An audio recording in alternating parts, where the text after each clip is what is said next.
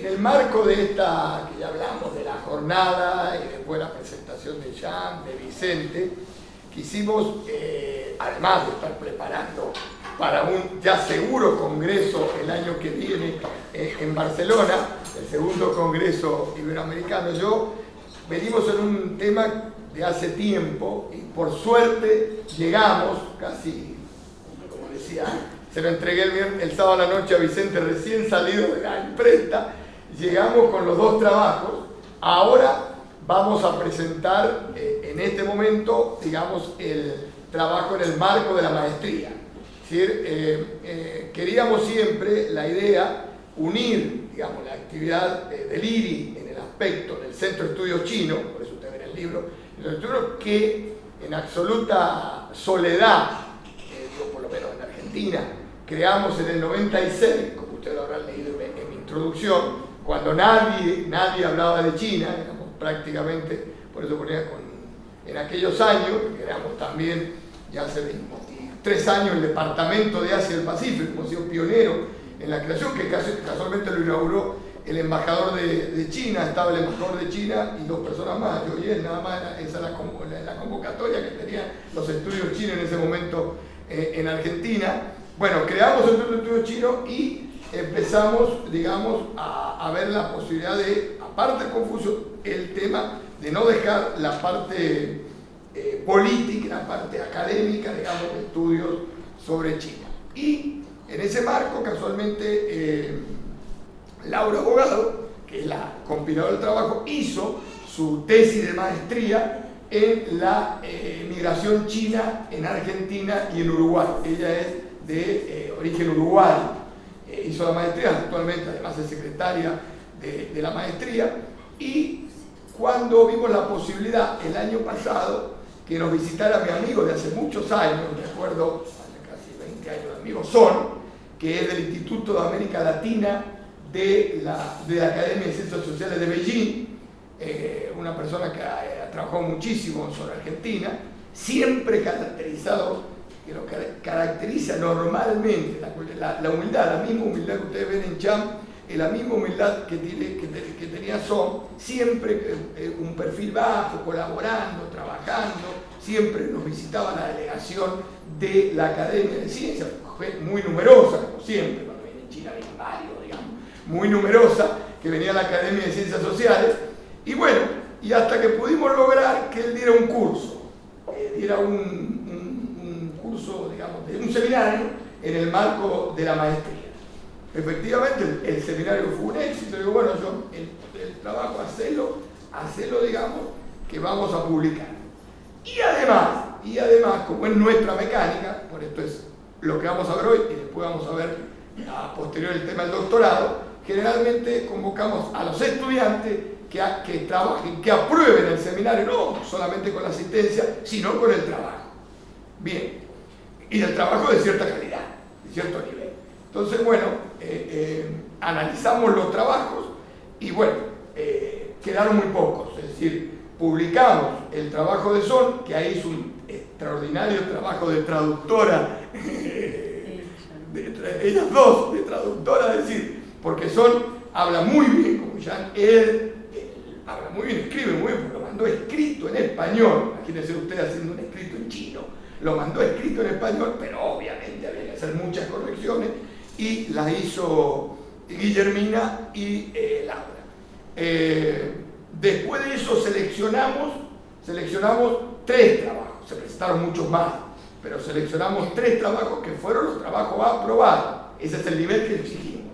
De esos trabajos vamos a hacer un pequeño libro para presentarlo en el marco de esta jornada. Bueno, y tarea cumplida, ustedes tienen en sus manos el libro, y yo quería que fueran, digamos, los autores. Acá, ambos dos son estudiantes bueno, los 3 son estudiantes de la maestría. Casualmente Guillermina tiene doble condición, porque Guillermina acaba de ingresar, es diplomática, acaba de ingresar al Instituto del Servicio Exterior de la Nación y tiene previsto el año que viene presentar la tesis de maestría sobre China. Así que va a hablar en su doble condición, y por supuesto la compiladora del trabajo y una de las artífices del trabajo, la profesora Laura Bogado, que va ahora mismo explicar, toma la palabra y explica todo el procedimiento.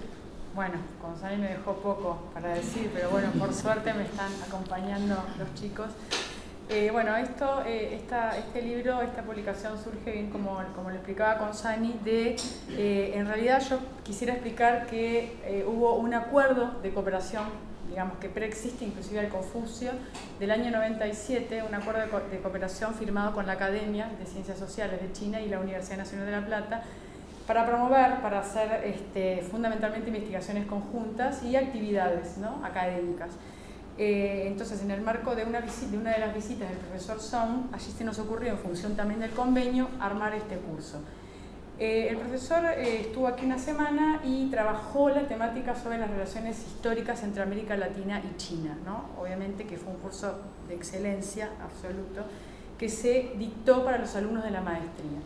Como bien explicó Consani, la evaluación de este curso era a través de un trabajo que obviamente fue aprobado por el profesor, y luego con Guillermina, que ella me ayudó mucho en lo que es no solamente la edición, sino en la cuestión más académica, ¿no? Porque obviamente, si bien a mí me interesan los temas chinos y estoy trabajando desde hace muchos años, se nos escapan muchas cosas y se nos escapan correcciones por hacer, ¿no? Entonces fue un trabajo, la verdad, que de 2 o 3 meses que estuvimos, bueno, esto sí, esto no, aparte un trabajo constante con los autores también, ¿no? Era cuestión de ir modificando algunas cuestiones de los propios trabajos, pero siempre con la autorización y el visto bueno de los autores. Así que yo los voy a dejar a ellos, voy a presentar, voy a hacer voy a comentar de qué habló cada uno y después cada uno de los autores va a explicar muy brevemente su capítulo, o sea, su trabajo específicamente.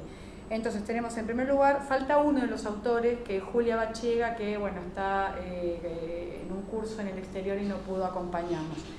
El primer trabajo lo hizo Marcos Contardo, que él trabajó mucho toda la cuestión de la presencia creciente de China en América Latina y vinculó mucho también la relación de los países de América Latina con China y también con Estados Unidos, ¿no? Entonces él habló fundamentalmente de esta reconfiguración de poder entre China y Estados Unidos y su relación con los países de América Latina. Trabajó muchos aspectos más que obviamente él los va a explicar. Después la tenemos a María Laura Ricardo, que ya, bueno, son todos estudiantes de la maestría, como dijo Consani. María Laura trabajó también la temática, obviamente, de la relación entre los países de América Latina y China, concentrado en el área más comercial y económica hasta finalizar, o sea, hizo un pasaje en la relación de América Latina en el contexto general, pero se concentró en Argentina. Entonces hizo un muy buen trabajo enfocado en nuestro país.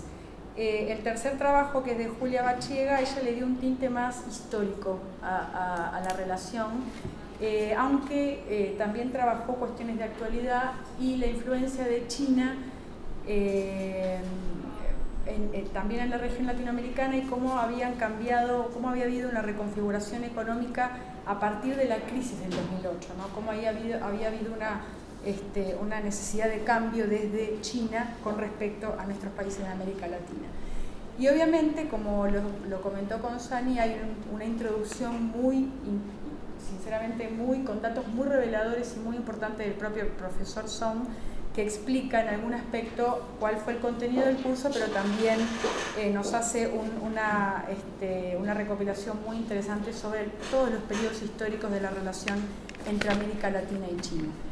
Entonces, se le voy a dar la palabra a ellos y va a cerrar luego Guillermina haciendo una breve también explicación de la posición de China y el relacionamiento de China con los países de América Latina y a lo mejor te concentras en Argentina.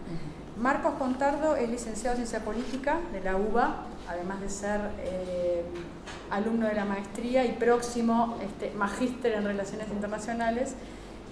Laura Ricardo es abogada egresada de esta universidad, también maestrando en Relaciones Internacionales.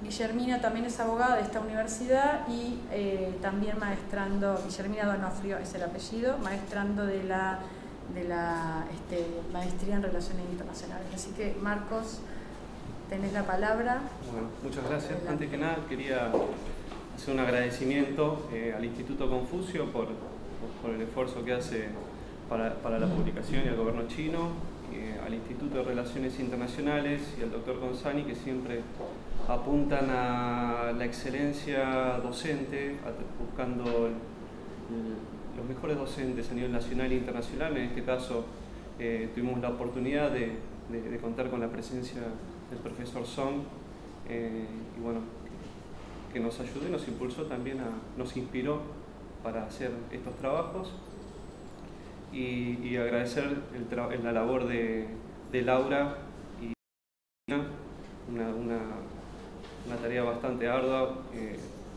y cuyas observaciones fueron muy pertinentes y ayudaron también a hacer un trabajo mucho mejor. Quiero ser breve para dejarles lugar a que ustedes lo lean y den sus opiniones respecto al trabajo. Yo traté el tema de las relaciones entre China y América Latina y el Caribe, y la visión estratégica de China, y el declive de los Estados Unidos en la región. Todos sabemos que la presencia de China en la región es cada vez más creciente.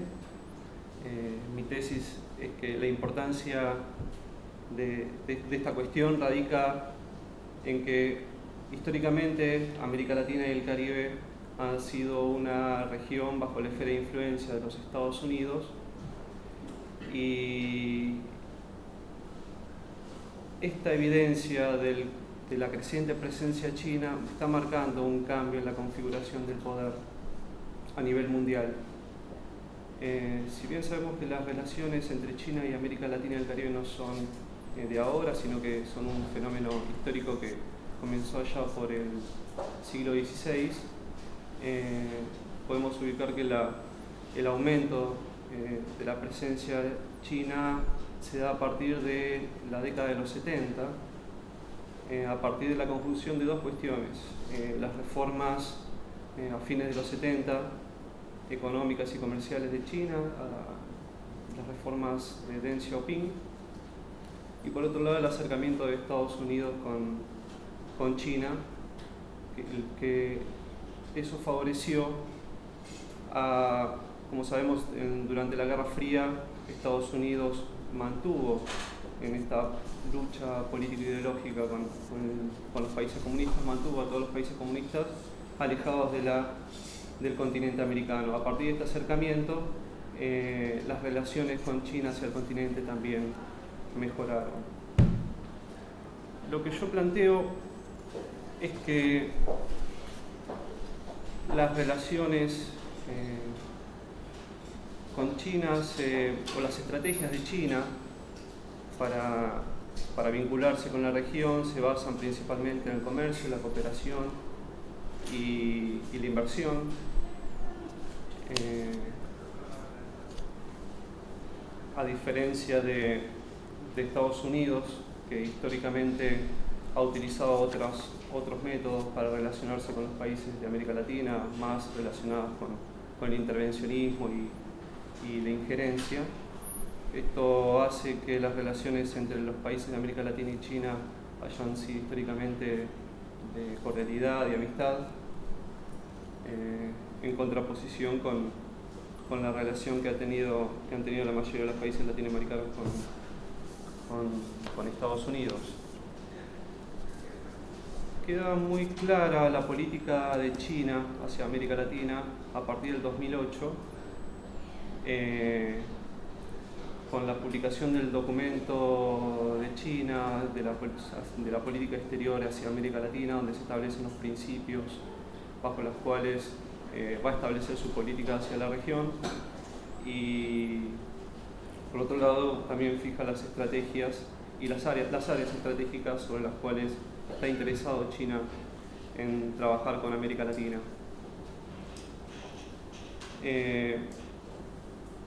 Para finalizar, lo que a mí me interesó mostrar en el trabajo es que esta creciente presencia china en las relaciones bilaterales y multilaterales se están intensificando cada vez más, que Esto se produce frente a un declive progresivo de las relaciones con Estados Unidos y la presencia de Estados Unidos en la región.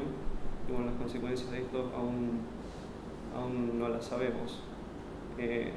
Son importantes para destacar en cuanto a las relaciones multilaterales de China con la región, los avances que se han producido estos últimos años entre China y el foro China-CELAC, que surgió a partir de la última conferencia de la CELAC en Cuba y tuvieron la primera reunión este año en julio, donde se impulsa un relacionamiento cada vez más profundo entre China y América Latina, y bueno, los resultados de estas conferencias y este tipo de relacionamientos son cada vez más promisorios. Bueno, gracias Marcos. Ahora le damos la palabra a Laura para que explique brevemente cuál fue la intención de su artículo, de su trabajo. Bueno, buenas tardes. Como bien decía Marcos recién, muchas gracias.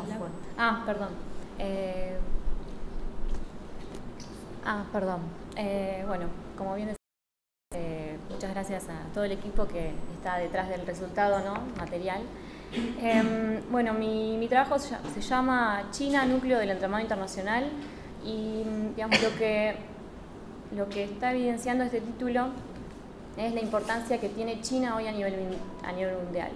Me basé prácticamente mi título se basó prácticamente en justamente la etimología de la palabra China, que es Chunhuo, país del centro. Entonces de ahí es que se origina mi título. Lo que hago particularmente en el trabajo es desarrollar dos frentes, tanto a nivel político como económico, es decir, cómo ese núcleo va creciendo, digamos, cómo se desarrolla, cómo surge, y una vez que crece, cómo se va vinculando con el exterior a nivel político, y en ese crecimiento económico y político, más que nada, digamos, con quiénes se vincula, y digamos, obviamente se vincula justamente con todo el mundo, y particularmente desarrollo digamos, lo que es las vinculaciones América Latina con China, y dentro de América Latina justamente Argentina, tanto a nivel justamente político y económico. Después, como bien decía Laura hoy, lo que más se evidencia es la parte económica, es decir, a nivel, digamos, del crecimiento de China, cómo esto, digamos, la pregunta que me hago en el trabajo es, ¿esto implica una ventaja o una desventaja en los relacionamientos? Entonces, lo que propongo es justamente un análisis de esas ventajas o desventajas y ver si realmente, digamos, ver los nichos que se pueden llegar a encontrar en China en función de ese crecimiento económico. Y bueno, como conclusión justamente es ver si China con su política exterior, con sus 5 principios fundamentales, o esa vinculación de exterior que tiene con el mundo, si puede ser visto como una oportunidad también de cambio, ¿no?, porque propone justamente lineamientos muy diferentes en la política, y creo que eso también es bastante importante a tener en cuenta. Y bueno, más que nada esa es la visión de mi trabajo. Bueno, muchas gracias. Le doy la palabra a Guillermina, que nos va a hacer una breve introducción. Voy a ser muy breve. Muy bien.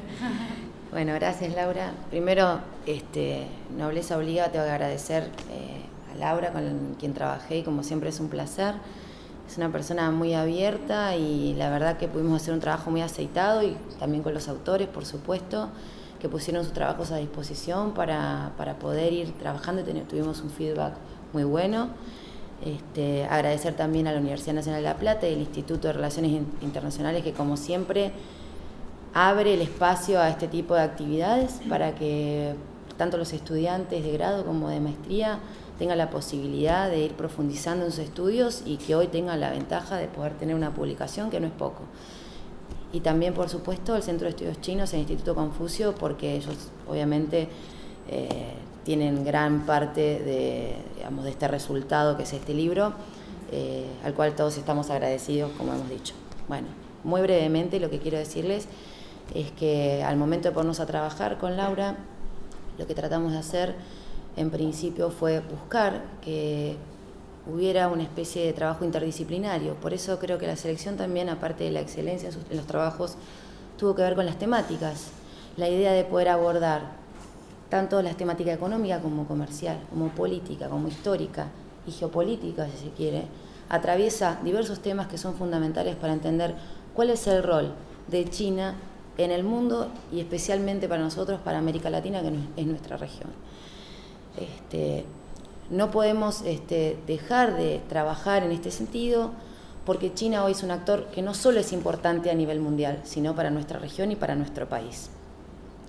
Recientemente, como también mencionaban los autores, hemos tenido la celebración del Foro China-CELAC, que para nosotros es muy importante porque se abre otro espacio de diálogo y de debate que permite que esa relación que ha sido durante muchos años encasillada, si se quiere, como meramente economía comercial, pueda abrirse también al debate en la temática política y, por qué no, estratégica, y del rol que quiere tener cada país y cada región en este momento en el sistema internacional. Como decía también Marcos, es importante que destaquemos que hay un cambio en el sistema internacional, que hay un cambio en el poder. No podemos olvidar, y que esto también creo que lo recoge Song en su introducción, que la multipolaridad ha venido y parece que ha venido para quedarse, y bienvenido para los países en desarrollo, que nosotros necesitamos de ese espacio que se democratice para poder tener otro rol en el mundo, tener otra participación en las decisiones mundiales, y China está a la cabeza llevando con otros países emergentes, como son los países integrantes de los BRICS, llevando este tren hacia el desarrollo, y nosotros estamos siendo partícipes de eso. Solamente mencionar algunos resultados importantes de este foro que les mencionaba previamente. El presidente chino, Xi Jinping, hizo hincapié en que es importante el fortalecimiento de 5 partes y el establecimiento de una relación que se llama de 1+3+6, que tiene que ver, uno, porque estableció un programa de cooperación que abarca 3 grandes motores, como son el comercio, la inversión y la cooperación, y a su vez enfocándose en 6 áreas muy importantes para promover ese desarrollo cooperativo, como son la energía, la infraestructura y en otras áreas. Creo que es importante la presencia de este año del presidente Xi Jinping en la región, y principalmente para nuestro país fue fundamental porque nuestra relación tuvo un ascenso en su categoría, que no es menor. Para China es muy importante este catálogo en el cual cada país se encuentra según el nivel de relacionamiento que consiguen, y creo que a partir de este refuerzo, de esta nueva apuesta de China hacia América Latina y principalmente hacia nuestro país, es un gran desafío para nosotros, como para otros países en desarrollo, que a partir de este motor que es China podamos seguir empoderándonos y lograr que esos términos de aumento de ganancias, de aumento de comercio, de aumento de inversión, se reproduzcan en una mejor inserción internacional. Solamente eso, les agradezco mucho. Bueno, muchas gracias.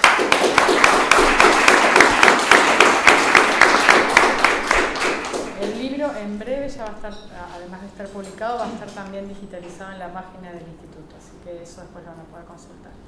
Muchas gracias. José María, vas a tener 15 minutos para exponer, las preguntas van a ser al final. Bien, al final de... Al final de toda la mesa. Bien. Yo te voy avisando. Bien. Bueno, buenas tardes.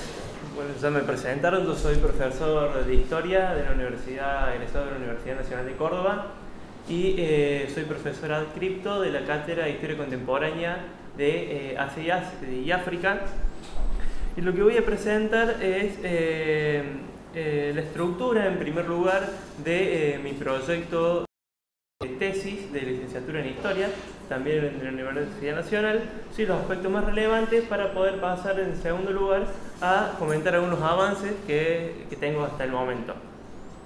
Este trabajo que estoy desarrollando se ubica dentro de un proyecto más amplio de trabajo que apunta a estudiar el desplazamiento del eje de poder económico y político hacia el noreste asiático. Este proyecto, que es desarrollado por el profesor Jorge Santa Rosa y por Gustavo Santillán, también en la Universidad Nacional de Córdoba.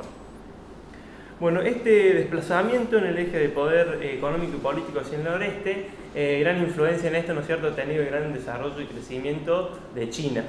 En este gran crecimiento y desarrollo de China ha llevado que este país haya tenido que abandonar, no abandonar, sino ampliar la cantidad de regiones o países con lo que se relacionaba, sí, avanzando más allá de su área de influencia tradicional, que ha sido el este y el sudeste asiático.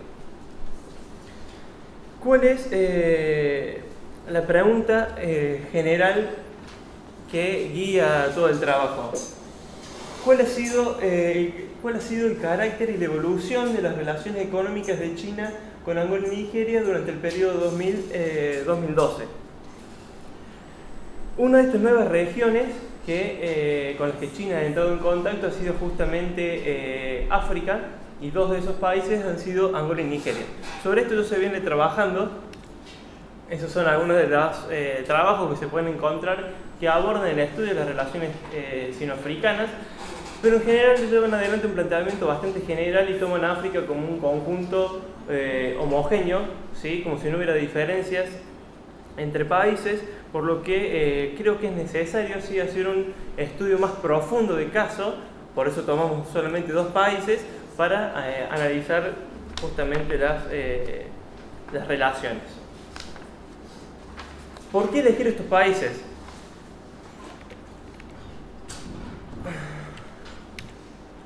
En ese gráfico, que es de la Agencia Internacional de Energía, se puede ver cómo ha crecido el consumo de petróleo de China. Es notable cómo desde 1972, cuando empieza el gráfico, hasta el 2012, ha crecido la demanda de petróleo de China.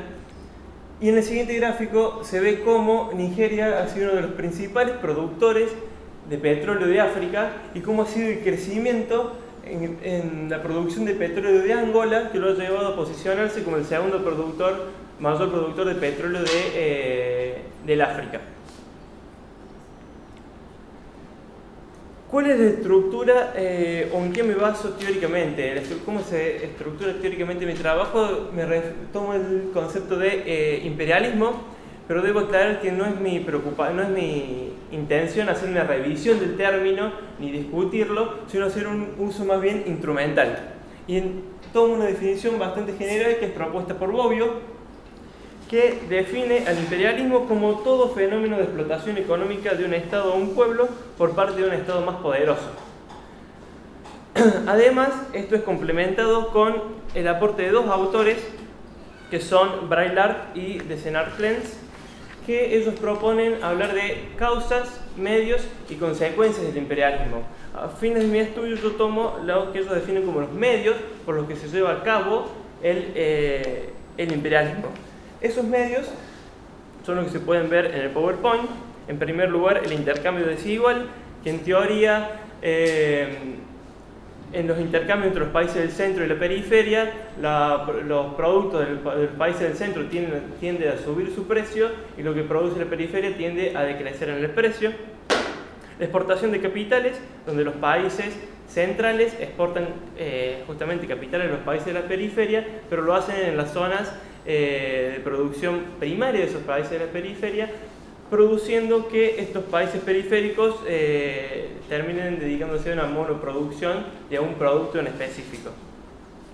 La ayuda que se plantea como justamente hablan de una explotación encubierta, porque sería darle ayuda a esos países para que no quiebren y poder seguir manteniendo la relación que tienen.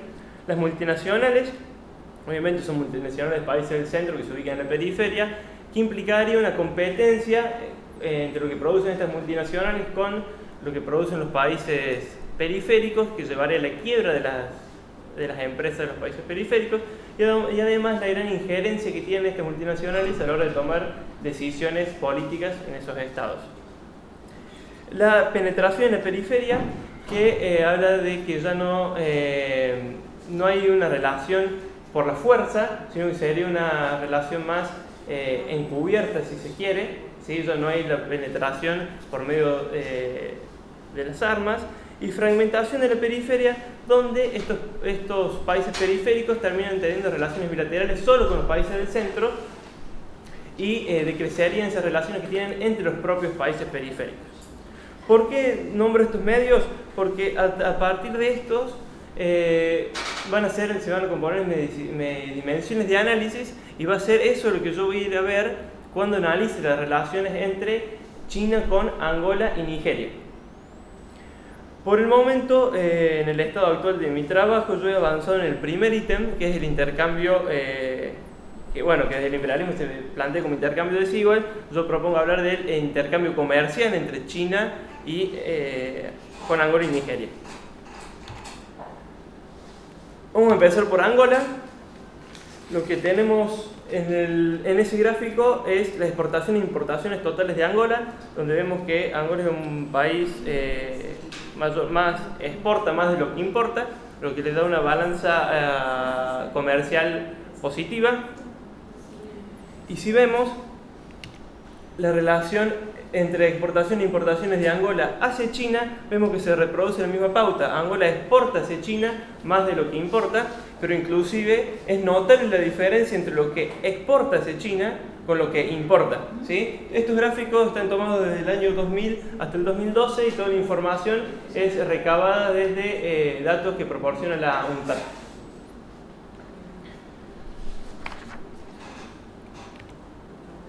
A continuación podemos ver cómo ha cambiado el destino de las exportaciones de Angola en tan solo 12 años.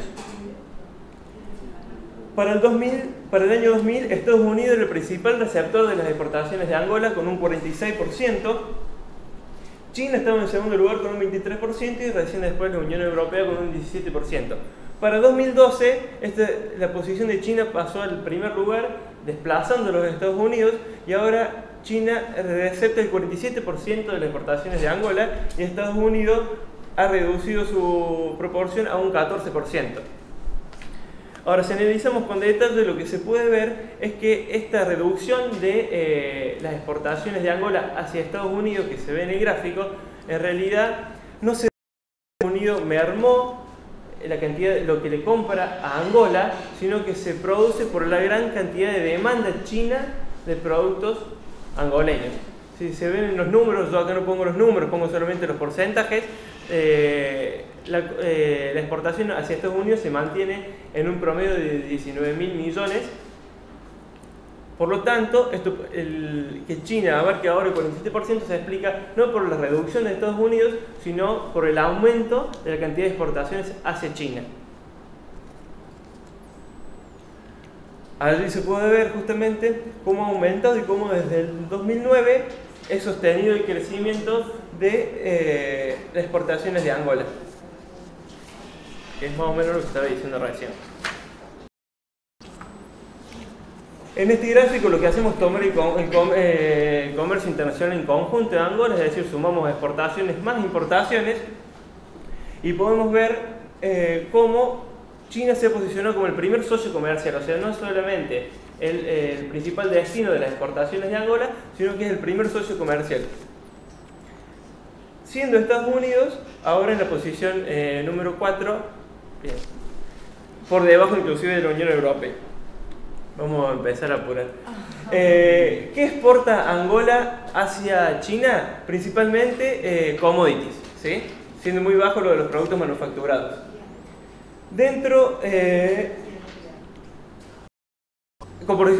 de composiciones totales de Angola es más exportador de commodities que de productos manufacturados. Esto se repite si vemos las exportaciones hacia China, ¿sí? Principalmente productos manufacturados y casi nada de productos, principalmente commodities y casi nada de productos manufacturados. ¿Qué tipo de commodities exporta Angola hacia China? Principalmente combustible, es la línea roja, y dentro de los combustibles, petróleo, ¿sí? Si vemos Nigeria, vemos que Nigeria es un país más exportador que importador, por lo tanto su balanza comercial con el mundo es positiva. Pero a diferencia de Angola en sus relaciones con China, si sumamos el comercio, las exportaciones más las importaciones, vemos que China está, podemos decir, en el tercer lugar. No es el primer socio comercial de Angola, y no es el primer socio comercial de Nigeria. Y si vemos que los primeros socios comerciales de Nigeria responden a otras economías, ¿sí? Podemos decir que la Unión Europea es el primer socio comercial de Nigeria, y lo que vemos es que Nigeria tiene, sus socios comerciales están más diversificados que en el caso de Angola. La relación entre exportación e importación de Nigeria hacia China, vemos que, a diferencia de Angola, lo que prevalece son las importaciones nigerianas de producción china, y no así las exportaciones de Nigeria hacia China. En cuanto a las importaciones de Nigeria, vemos que para el año 2000 solamente el 6% eran productos chinos, y para el año 2012 ya es el 17%. Bueno, voy a tratar de ir lo más rápido posible. En la composición de commodities, si bien los combustibles ocupan el primer lugar, pero vemos que también encontramos alimentos, materias primas. Es una exportación de commodities más diversificada que en el caso de Angola, que solamente era petróleo. Inclusive en el caso de combustibles, no solamente exporta petróleo, sino también gas. Pero además podemos ver, si vemos las exportaciones de Nigeria hacia China, que a diferencia de Angola, Nigeria también exporta productos manufacturados hacia China y no solamente commodities, que es algo que no veíamos si analizamos el caso de Angola. En conclusión, ¿qué podemos ver? Que Angola y Nigeria sí han tenido un crecimiento significativo del volumen de su comercio exterior, asentado sobre todo en la exportación de petróleo, eso en general, no solamente con China. Y sí, China ha producido una intensificación del intercambio comercial con los dos países, o sea, han crecido las relaciones comerciales con ambos países, pero este crecimiento de las relaciones comerciales ha sido diferente. China ha sido el factor fundamental en el crecimiento de los intercambios comerciales realizados por Angola hacia el mundo. Vimos que se posiciona como el primer socio comercial. Ahora bien, la relación comercial de Angola con China se sustenta vitalmente en las exportaciones de petróleo angoleño y secundariamente en las importaciones de productos chinos. O sea, este crecimiento de las relaciones comerciales China-Angola se da por las exportaciones de Angola y no tanto por las importaciones angoleñas de productos chinos. Lo que genera una balanza comercial positiva para Angola en este intercambio comercial con China. Bueno, y China llega para el 2012 siendo el primer socio comercial de Angola.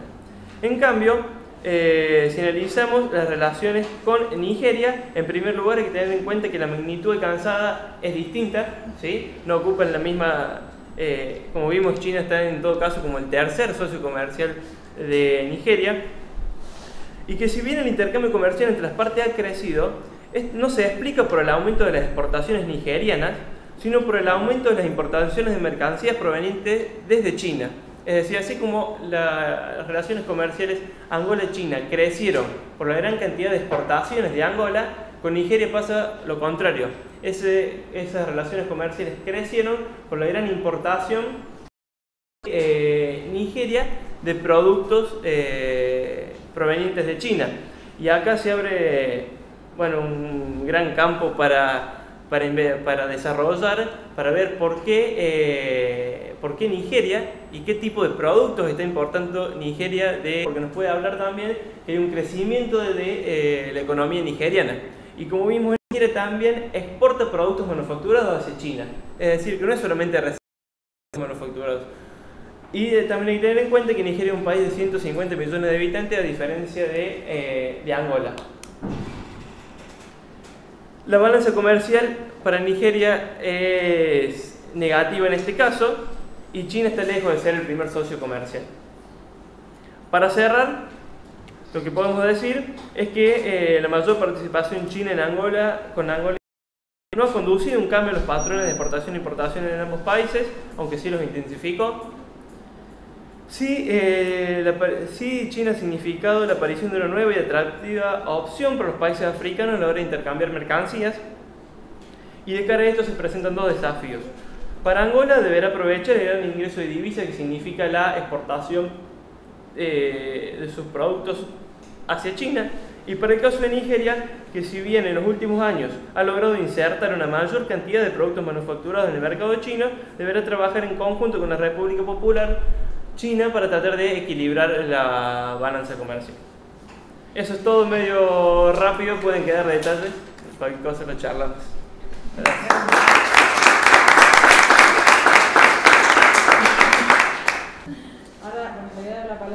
a la magíster Julia Elisa Romero Moreno, es de la Universidad John Fisher Kennedy de Buenos Aires, y ella nos va a hablar sobre los desafíos de China en el nuevo orden económico mundial, su desempeño reciente y accionar en los BRICS. Nos conocimos de la misma manera, 15 minutos y después al final hacemos las preguntas. Bien, adelante, muchas gracias. Siguiendo con el tema de desafíos, que fue el final de mi predecesor, y dada la situación económica actual, el entorno global que prevalece a los efectos de la crisis del 2008, etcétera, y obviamente lo que hemos conocido como el corrimiento del eje económico hacia el Asia-Pacífico, encontré interesante trabajar desde hace un tiempo sobre el papel de los BRICS en general, que ya también fueron mencionados, y el papel de China precisamente en los BRICS. Así que por eso el tema elegido, el desafío de China en el nuevo orden económico mundial, su desempeño reciente y las acciones de los BRICS.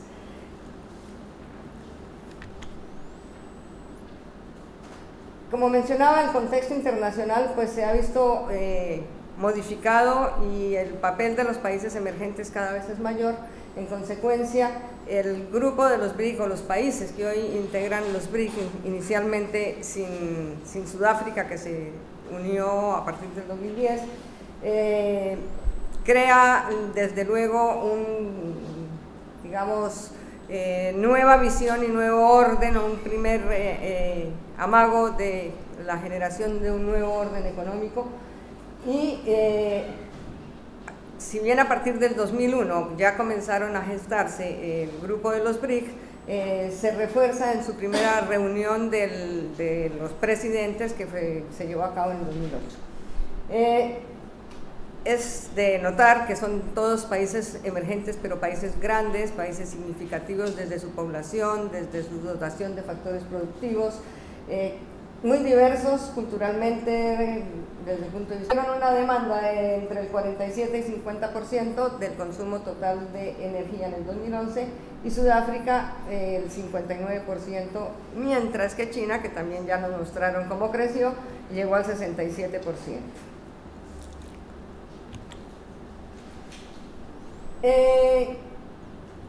Se dan una serie de cambios que definitivamente tienen una importancia muy grande, y en consecuencia, a pesar de las diferencias que ya mencionamos, el grupo se ha ido convirtiendo en un grupo, además de sólido, bastante importante y representativo en todo lo que es el contexto económico y político internacionalmente. Como nuevas potencias emergentes, obviamente reclaman una participación diferente, y de alguna manera eso ha hecho que la hegemonía tradicional se haya ido viendo un poco devaluada, demeritada y disminuida, si se puede decir así. Los BRICS apoyan directamente, también ya fue mencionada aquí la palabra multipolar, apoyan directamente todo lo que fomenta un mundo multipolar y un nuevo enfoque del relacionamiento internacional de los países. En la medida en que los países emergentes llegó más tarde, y por supuesto su proceso de desarrollo ha sido menor, tiene un PBI más bajo. Y de él porcentual nos indica cuál fue el comportamiento del 2013 con respecto al 2012. China y Rusia disminuyeron, sabemos que China disminuyó su ritmo de crecimiento, y eso marca un descenso en el incremento de su PBI. El PBI per cápita, no hay duda que en dólares Brasil tiene el mayor peso, pero hasta cierto punto es claro, porque si dividimos por el número de habitantes el tamaño de población, nos marca unas diferencias enormes, y eso nos marca cifras un poco diferentes en cuanto a este dato. Las monedas también van creando importancia, el yuan se ha ido fortaleciendo mucho, hay serias negociaciones entre Rusia y Estados Unidos para que el yuan no sea devaluado o revaluado según las circunstancias, etc. Esto nos muestra también una diferencia. Y dato importante, representan nada menos que el 43% de la población mundial y mueven el 20% de la inversión mundial. Unos datos rápidos con respecto a Brasil: es el quinto país tanto en tamaño como en población, ocupa el 47% de la superficie de América, tiene una baja vulnerabilidad externa porque posee las más grandes reservas en moneda internacional por volumen entre las naciones del G20, tiene un gran mercado de trabajo que convoca tanto a inversiones extranjeras como mano de obra, y el sector servicios pues es un sector muy importante, el 69% del PBI está marcado por este sector, y la participación de la industria tiene un 95%, el 5% restante es del sector agropecuario.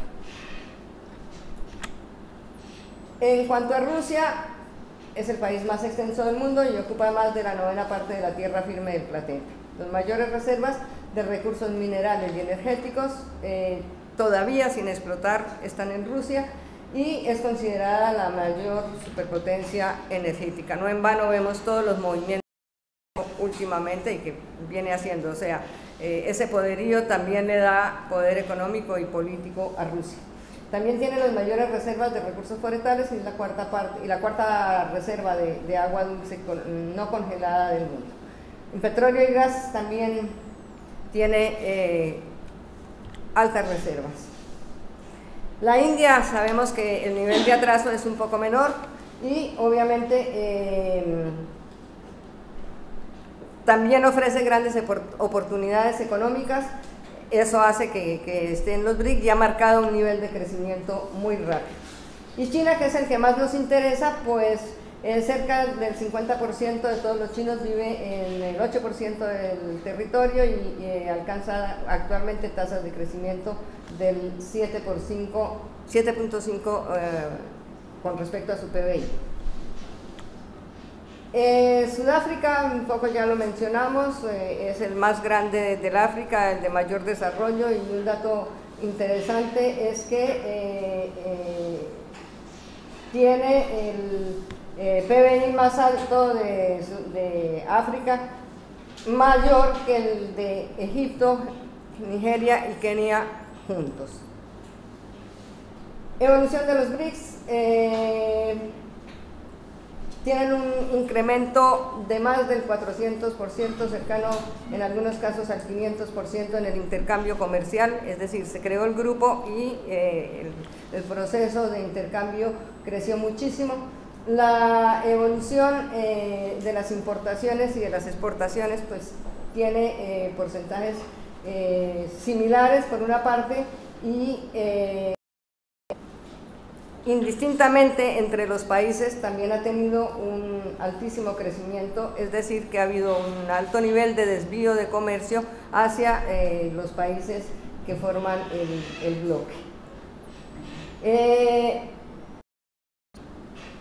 La balanza comercial en términos porcentuales creció un 230%, pasando de 94 billones en el 2002 a 310 billones de dólares en 2012. Dato importante: los gobernadores de los bancos centrales y los ministerios de Hacienda de Brasil y China firmaron un documento para la comercialización con monedas propias, es decir, el famoso swap, similar al swap que hablamos ahora acá. Ellos ya lo han implementado tiempo atrás para comercializar entre sí con sus monedas. Y esto es de intercambio, seguimos. Importantes. Aquí la más importante es que en la última reunión de presidentes de los BRICS se creó el Banco de los BRICS. Es un paso muy importante, apoyo al comercio que se viene generando, y por supuesto va a financiar proyectos de inversión, va a financiar el comercio, etcétera. Una vez más, una muestra de que dejamos de lado el dólar y el eje económico se corre.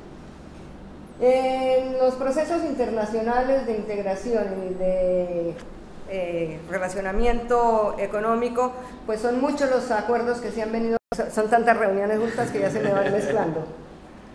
Esta es la relación con Estados Unidos, donde China se lleva casi por el 50%, y firmaron los dos países un acuerdo para bajar emisiones y corregir el problema de medio ambiente.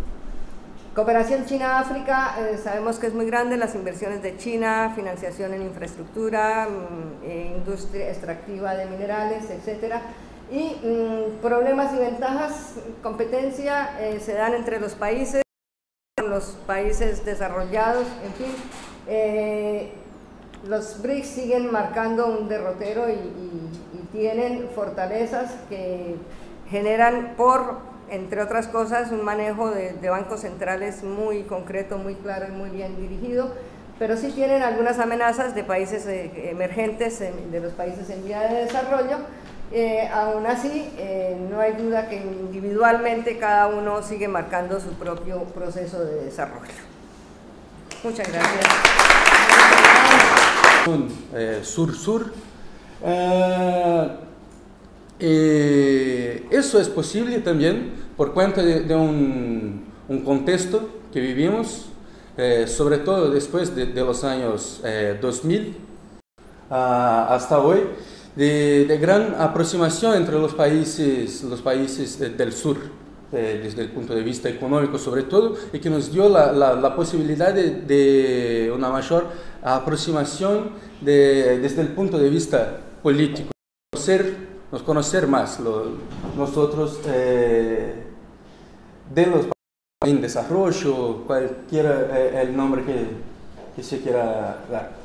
Entonces, el objetivo es verificar los espacios de cooperación entre China y Brasil en este siglo, porque aunque nosotros estamos ahora más próximos por cuenta de la economía y una serie de cosas, las relaciones y la posición de los países han cambiado.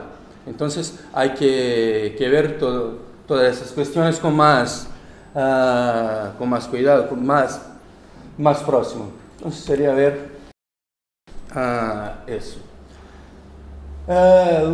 Los temas que voy a hablar son, en primer lugar, la cuestión de alteración de un cambio en el sistema internacional, la cuestión de los aportes de la concepción de cooperación sur-sur para el desarrollo, que podemos ver como una cosa distinta de la teoría mainstream de cooperación. Hay algunas cosas desde el punto de vista metodológico que es distinto, principalmente para el caso de países en desarrollo más grande. Es importante estas cuestiones de aporte teórico desde el punto de vista de la cooperación sur-sur para el desarrollo.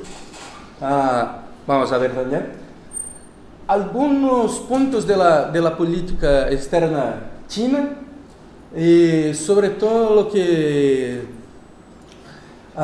está involucrado con la cuestión, la política exterior de China para el mundo en desarrollo, para los países en desarrollo.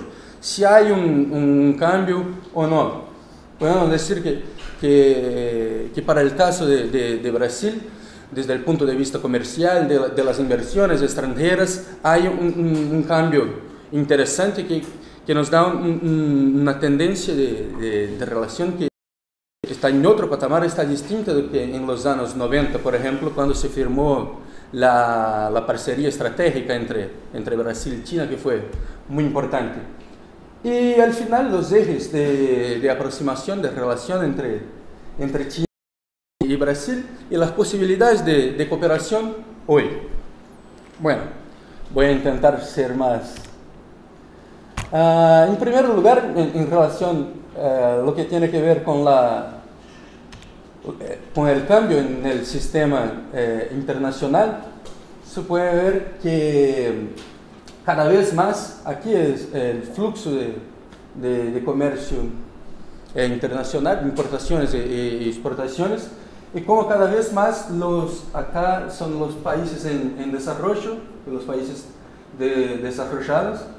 Entonces, uno se puede cada vez más, acá tenemos 2003, 2008, 2013, podemos ver que cada vez más la participación en el flujo de comercio internacional de los países en desarrollo es de los países desarrollados. Es muy importante porque si volvemos un poco tiempo atrás, en los años 50, 60, había una contestación, una crítica de la teoría de las vantagens comparativas de los neoclásicos, y decir que si hay las vantagens de los 90, la cuestión de la cooperación sur-sur se cambia un poco de la visión más, y hay una visión hacia el mercado, no más el Estado para que va a tornar resueltos los problemas, sino que el mercado. Y después, con todos los problemas que tenemos en los 90, las crisis de los países en desarrollo, en los años 2000 adelante hay un crecimiento muy grande de los eventos que intentan conceptualizar la cuestión de la cooperación sur-sur. Entonces es un tema muy importante, bajo lo cual es importante comprender las relaciones principalmente entre Brasil y China, porque por un lado tenemos China, que en los documentos siempre se ve, y en verdad es el país el mayor país en desarrollo, y Brasil, por otro lado, que es el mayor país en desarrollo del hemisferio occidental.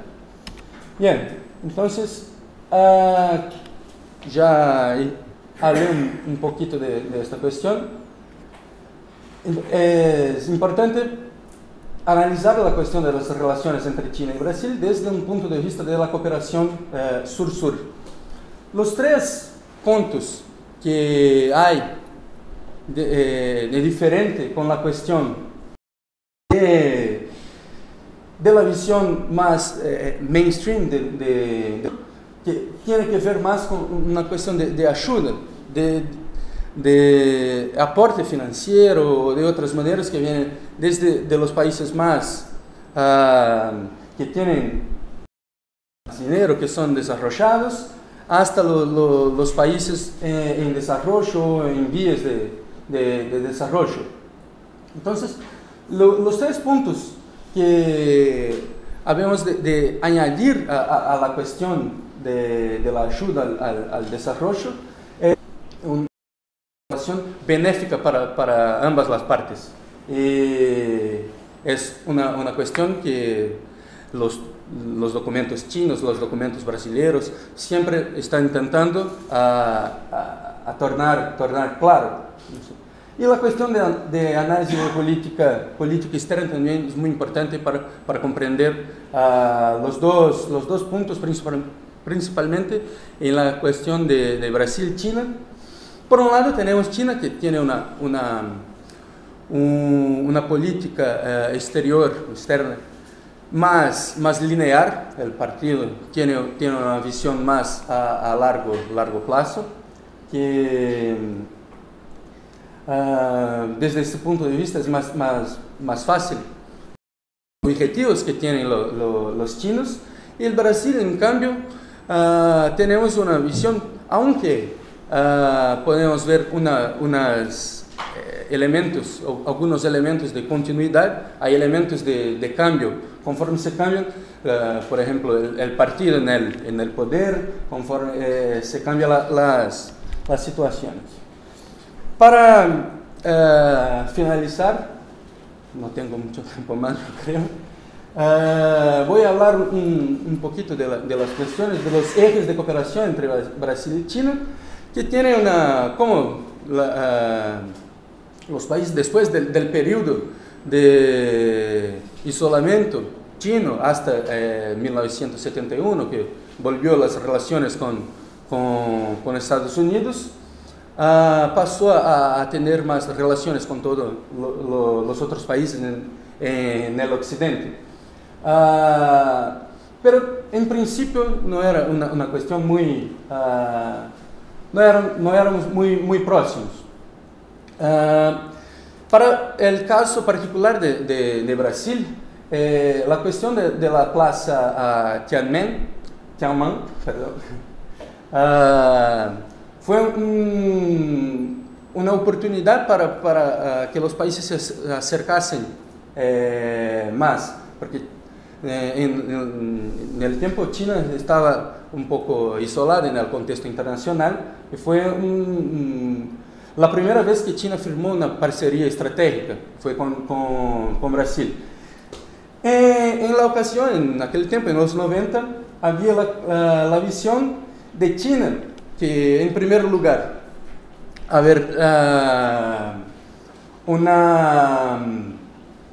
¿cómo puedo decir? Salir del isolamiento que el episodio de la plaza Tiananmen había ocasionado, y también con el tema, ya tenía en cuenta una cuestión más a largo plazo de tener acceso a los recursos naturales de Brasil. Desde el punto de vista brasileño, la cuestión era más a corto plazo, porque tenía que explicar a la sociedad interna que tenía que haber por qué hacer relaciones con un país lejos, afuera de un eje tradicional que era América Latina, Unión Europea, Estados Unidos. Entonces, en estos términos, para cerrar y después hablamos más en las preguntas al final, hay ejes de cooperación en la política, en la economía, en la ciencia y tecnología, que el programa espacial es muy importante. En los últimos años hay una serie de encuentros, de vías de mayor cooperación y comunicación entre Brasil y China, que es un poco distinto de lo que tuvimos en los 90. Y bueno, no tengo mucho más tiempo, es eso, al final hablamos más. Gracias. Va a exponer a Andrea Papiera, de trabajo, del trabajo. Ni hao, Mr. Pérez, buenos días, Mr. Lee, Chile y China, cultura, negocios y confianza en la era global. Este es un trabajo de la doctora Claudia Labarca, de la Facultad de Comunicaciones de Santiago de Chile, que bueno, últimamente no pudo venir. Sí, no pudo venir, pero bueno, mandó el PowerPoint, me pidió por favor que se lo pasara y por supuesto lo vamos a hacer. Es una doctora, Claudia Labarca, que ya ha estado también en el Congreso Latinoamericano de Estudios Chinos anterior. Ella ha trabajado en medios de comunicación, es periodista y licenciada en Información Social de la Pontificia Universidad Católica de Chile. Es magíster en Dirección de Comunicación en la Universidad Autónoma de Barcelona y también ha ejercido, tiene su doctorado hecho. En el 2007 viajó al Reino Unido a realizar su doctorado en el Centro de Estudios Chinos de la Universidad de Durham. Ha sido becada por prestigiosas instituciones en la República Popular China, en Londres y en muchos otros lados más. Y bueno, está justo sacando un libro que es el que voy a leer su presentación. Ese sí. También me mandó el paper completo por si alguno lo quiere leer. Yo solamente lo que voy a hacer muy rápidamente es contarles. Sí, perfecto. Que bueno, hizo todo un trabajo de campo en el tema de los negocios, pero como ella es doctora especializada en comunicación, justamente el enfoque es mostrar la distancia cultural que hay a la hora de los negocios. La incorporación de la cultura como variable que influencia la actividad económica abre la puerta a la perspectiva de traer de vuelta a la sociedad como factor de análisis, permitiendo así la inclusión de variables blandas, definidas como las dimensiones mentales y culturales de la realidad social que inciden en el desarrollo de la cooperación económica. Su libro Ni hao Mr. Pérez, Buenos días Mr. Lee, intenta explicar desde la perspectiva de las influencias socioculturales las razones por las cuales el intercambio comercial entre China y Chile no se ha materializado, tanto la profundidad de diversificación de las relaciones económicas, de acuerdo a las expectativas iniciales, a pesar de que ha habido un avance enorme si se compara con las décadas pasadas. Asimismo, el libro analiza las razones por las cuales muchos emprendedores y ejecutivos chilenos manifiestan dificultades en comerciar con un país que parece lejano culturalmente, sin desmerecer otras variables que podrían explicar el fenómeno, por ejemplo, factores estructurales. Se aborda la importancia de los aspectos socioculturales en el intercambio económico, especialmente en un contexto transcultural, como el caso que aquí se presenta. Finalmente, se intenta proponer una visión más comprensiva de las relaciones de negocios en un contexto de globalización, de las que Chile ya no puede estar ausente. Parece relevante explicitar lo que no es este libro. Por un lado, no constituye un manual sobre cómo hacer negocios con China. Creemos que un análisis de este tipo normalmente aborda esta temática desde una perspectiva muy superficial, sin ahondar en la visión de un mundo que los conecte y les da sentido. Por tanto, en él no se encontrará un listado de normas sobre cómo vestirse, de cómo usar la tarjeta de negocios. Para ello existen cientos de sitios web especializados y manuales. En cambio, tampoco es una mirada cuantitativa sobre cómo la cultura afecta a los negocios. Esta investigación intenta ver desde el propio universo de los entrevistados la influencia de la cultura y la identidad en los negocios interculturales.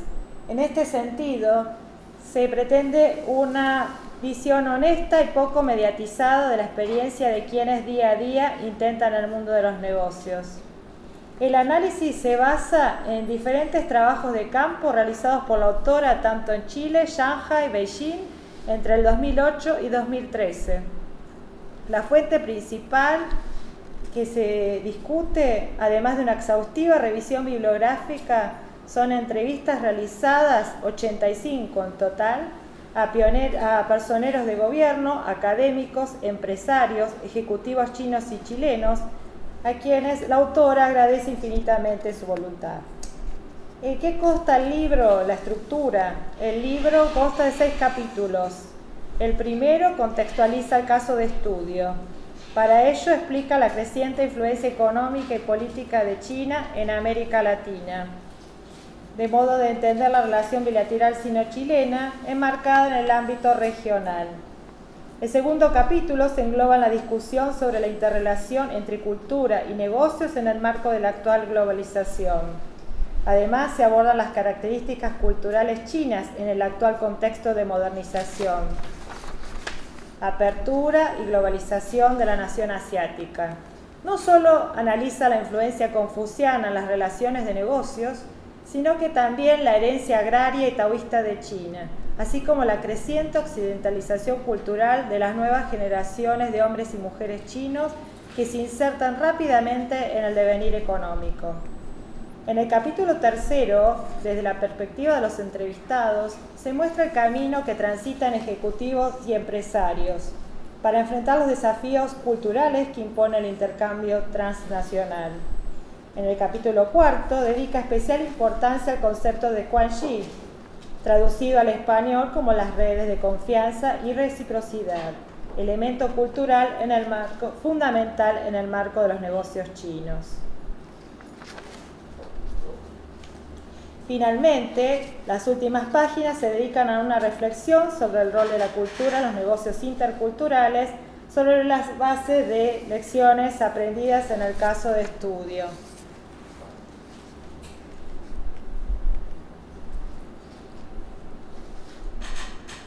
un reconocido investigador irlandés que actualmente es director del Centro de Estudios Internacionales e Interculturales de la Universidad Autónoma de Barcelona, UAB, y también director del programa Asia Fundación CIDOB de Barcelona, Sean Golder, dijo una vez, a modo de explicitar la complejidad de un país como es China y el aparentemente inútil intento de los occidentales de entender sus complejidades y matices: si pasas 3 semanas en China, crees que puedes escribir un libro.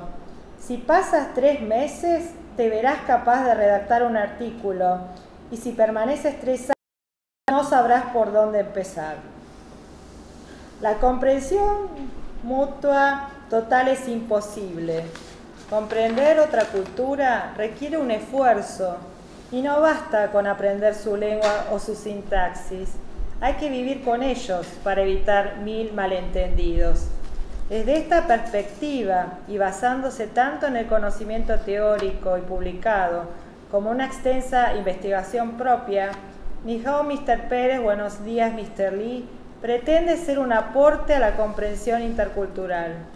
La suma de cada experiencia individual de los entrevistados alienta a la sistematización de las mismas y acerca de alguna manera 2 naciones diferentes, lejanas y desconocidas entre sí, y que sin embargo comienzan a interactuar cada día con mayor frecuencia. Si bien no todos tienen la maravillosa posibilidad de vivir, estudiar o trabajar en China, pueden a través de este libro tener al menos un pantallazo de las complejidades que nos presenta el gigante asiático, maravillarnos con su cultura y quizás llegar a comprenderla. Esperamos que este texto contribuya a disminuir el ruido provocado por la distancia cultural a la que el profesor Golder. Bueno, Claudia Labarca les manda todo esto para ustedes. En breve va a estar publicado el libro y bueno, cuando esté lo vamos a difundir y vamos a tratar que esté presente Claudia o lo mande, porque el libro me comentó por mail, ella no podía venir hoy, pero el libro ya está por salir por la Universidad Católica, así que vamos a tenerlo a disposición también para todos. Gracias. Ahora vamos a presentar la última expositora de la mesa, que nos va a hablar sobre el monopolio chino en la producción y exportación de tierras raras, su repercusión y sus relaciones internacionales con las principales economías del mundo, el caso de la OMC. Lo va a presentar María Graci de la Universidad de Rosario. Sí, gracias. Me voy a parar para ser un poco más dinámico y me voy a apurar porque todo el mundo quiere irse a almorzar seguramente. Así que mi tesis de licenciatura se dedicó a las tierras raras y el papel que China tiene en el mercado internacional de tierras raras. Lo primero que hay que entender de las tierras raras es que están en la mente de los chinos desde hace más de 40 años. En 1979 Deng Xiaoping dijo: Medio Oriente posee petróleo y China posee tierras raras. Ya sobre esta misma frase podemos construir la visión que tienen los chinos sobre la importancia de las tierras raras desde hace 40 años, cuando el resto del mundo recién comienza a darse cuenta a partir del 2002, cuando ellos obtienen el monopolio total de la producción de tierras raras. Para empezar, las tierras raras ni son tierras ni son raras. El que lo haya nombrado cometió un grave error. Las tierras raras son, en lugar de tierra, minerales que se encuentran en toda la crosta terrestre. Por tanto, no son raras en su ubicación. Son raras porque, en realidad, el costo de su producción y la concentración en la que se encuentran es tan baja y el costo tan alto para producirlos que hay muy pocos espacios en los cuales se puede producir económicamente viable.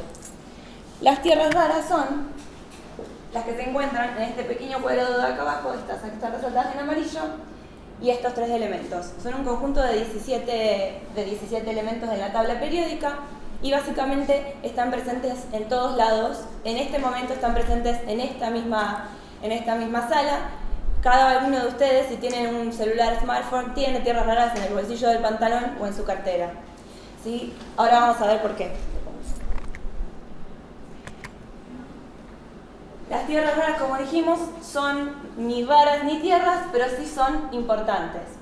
Son importantes porque tienen 3 usos fundamentales. Se utilizan para la producción de lo que se llama alta tecnología o high-tech productos, que van desde todo tipo de dispositivo móvil hasta LCDs, todo lo que es electrónica, etcétera, GPS, etcétera.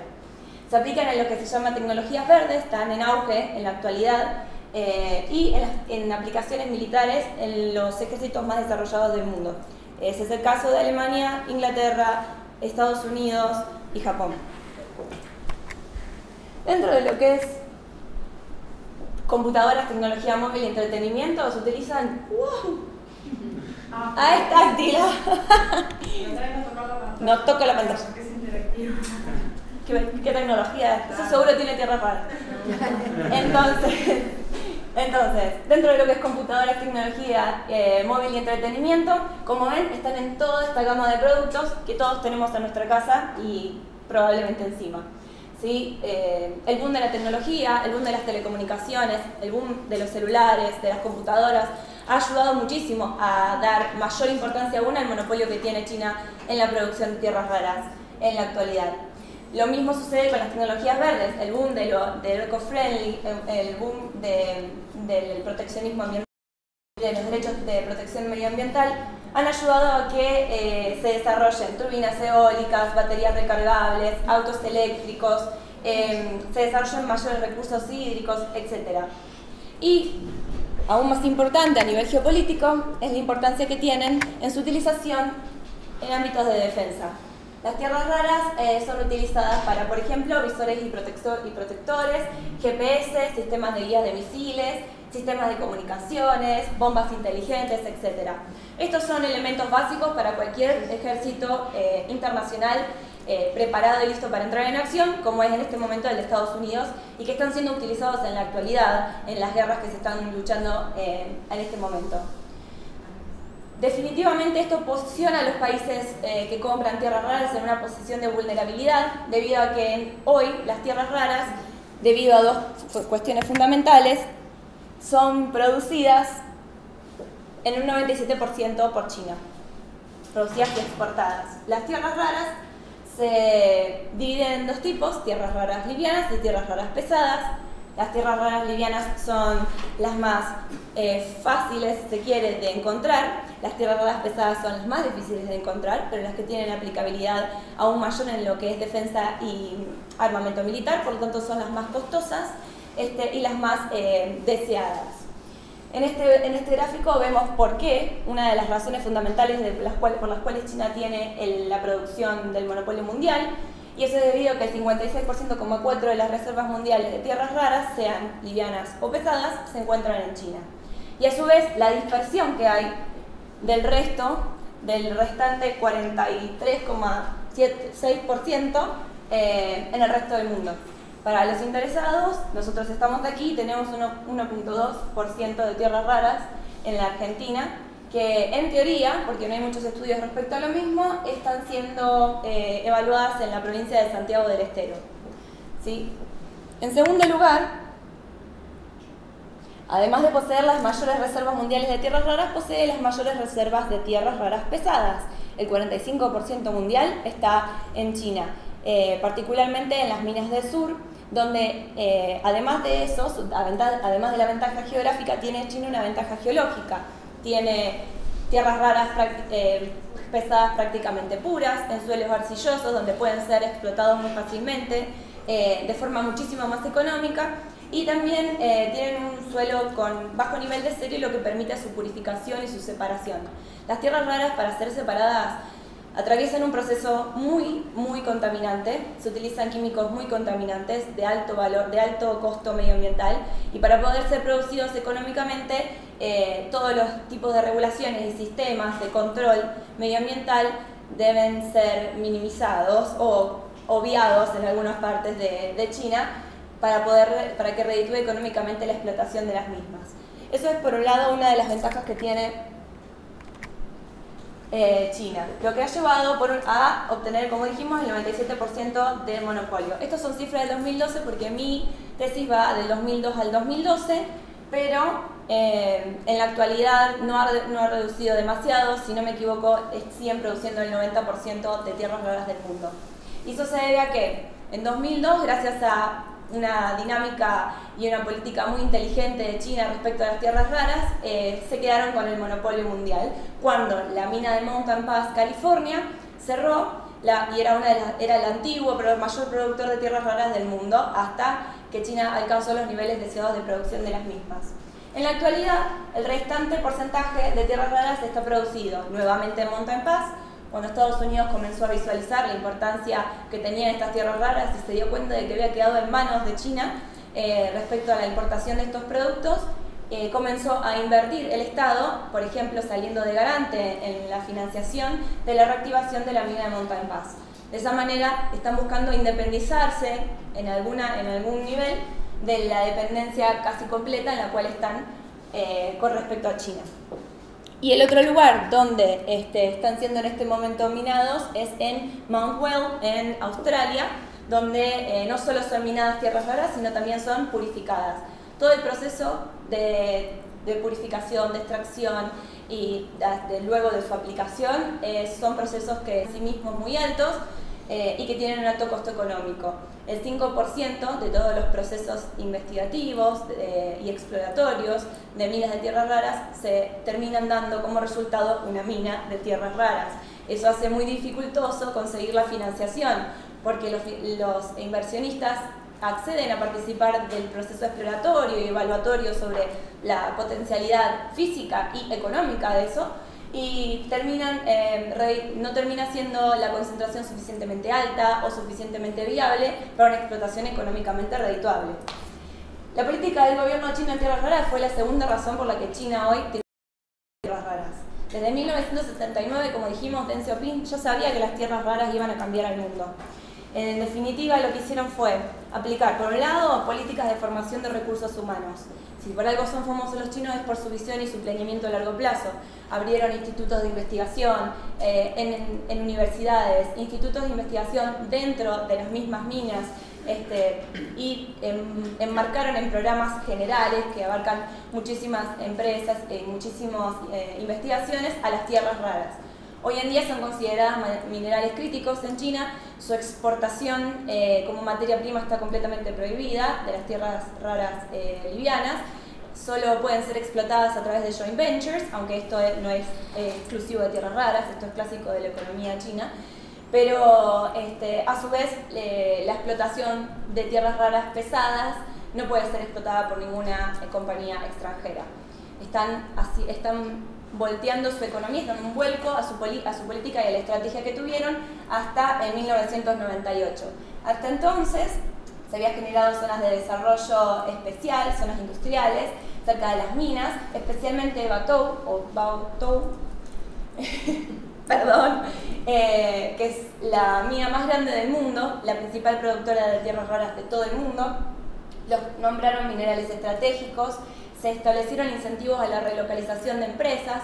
Cualquier empresa que utilizaba tierras raras fuera de China, si se mudaba a China, era beneficiaria de precios especiales de este mineral. Se redujeron los impuestos a los productores de tierras raras y se exportaban, como dijimos antes, principalmente en una estructura básica, sin valor agregado. Correspondiente con el cambio que hace China en una búsqueda de volverse un exportador más de productos de valor agregado, de tecnología y dejar de ser un exportador de commodities, en el 98 se da un cambio de estrategia donde comienza a primar el mercado interno, es decir, China se guarda las tierras raras para sí misma y comienza a producir los productos dependientes de tierras raras desde adentro.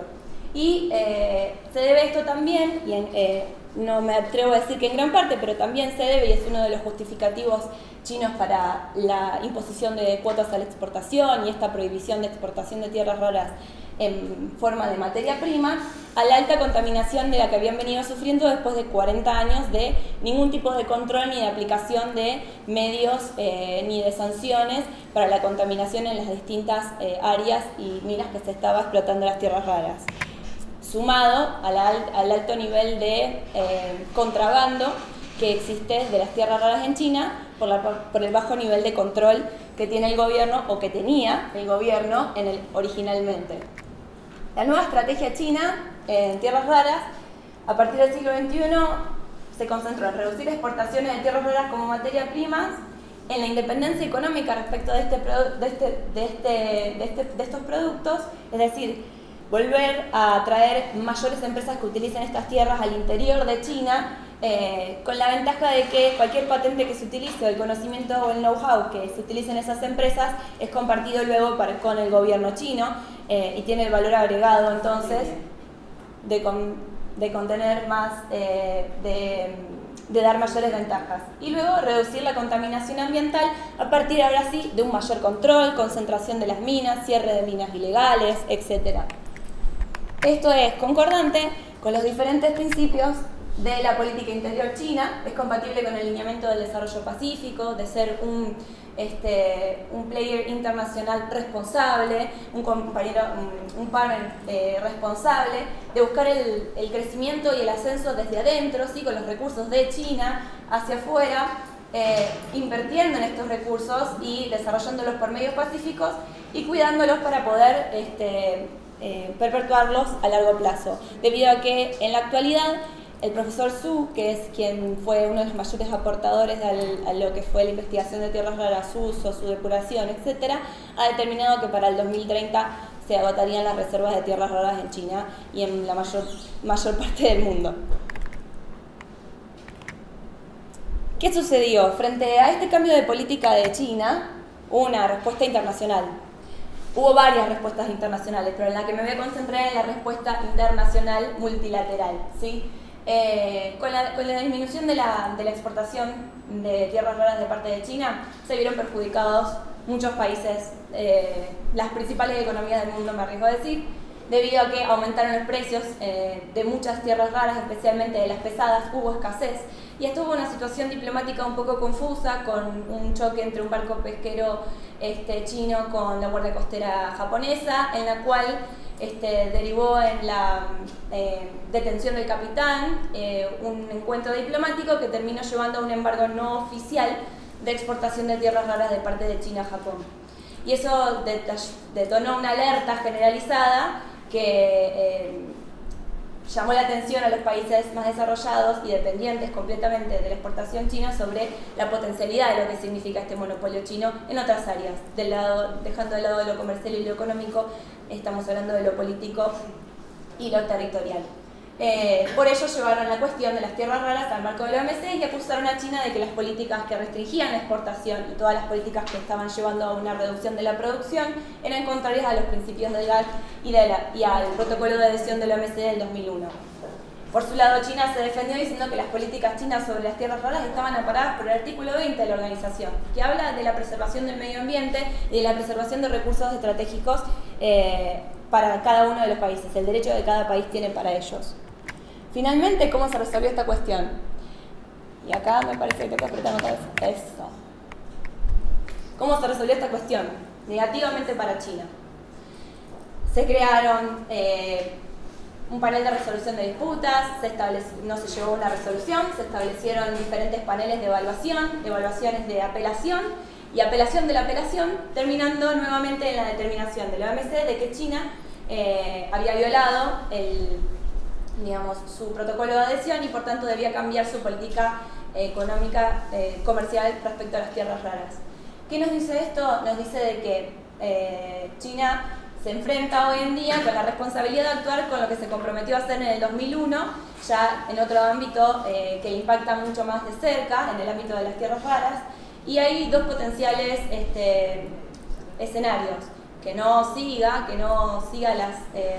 los lineamientos planteados por la OMC, lo cual tendría repercusiones internacionales y se dejaría de jugar como un socio responsable a nivel internacional, o por el otro lado que lo haga, que cumpla con las retribuciones de la OMC, lo cual no solo probaría la buena voluntad del gobierno chino de jugar a nivel internacional de una forma multipolar, sino que también daría como resultado potencialmente, esto es lo que dicen algunos analistas, una inundación de tierras raras del mercado en forma de materias primas, lo que determinaría que quienes están haciendo el intento de generar opciones alternativas, como Estados Unidos y Australia, se vieran enfrentados nuevamente a una política predatoria de precios y a una potencial bancarrota, lo cual terminaría aumentando el monopolio chino y a su vez aumentando la dependencia de estos países con respecto a China. Por tanto, China siente, muchos autores creen que China se vio doblemente beneficiada. De ganar la disputa hubiera asegurado la continuidad de las políticas actuales, y de perder la disputa se van a ver perjudicados en un intercambio, a nivel de intercambio comercial, sus competidores, porque se va a ver obligada a vender a precios que realmente no son competitivos debido a los bajos salarios, a los bajos costos de medio ambiente, a los bajos controles medioambientales, etc. Mi estudio sobre las tierras raras, y con esto concluyo, me abrió los ojos con respecto a algo que todo el mundo habla siempre, con respecto a la visión de los que tiene China y los dirigentes chinos respecto al futuro, el planeamiento, la estrategia, el pragmatismo que tienen respecto a las políticas económicas. Pero creo firmemente de que en materiales como esto, que nadie conoce, que nadie entiende y de los que nadie habla, es donde realmente pone en juego su poder de potencia regional, si se quiere, y comienza a jugar el papel importante que todos estamos esperando que juegue desde hace 10 años. Gracias.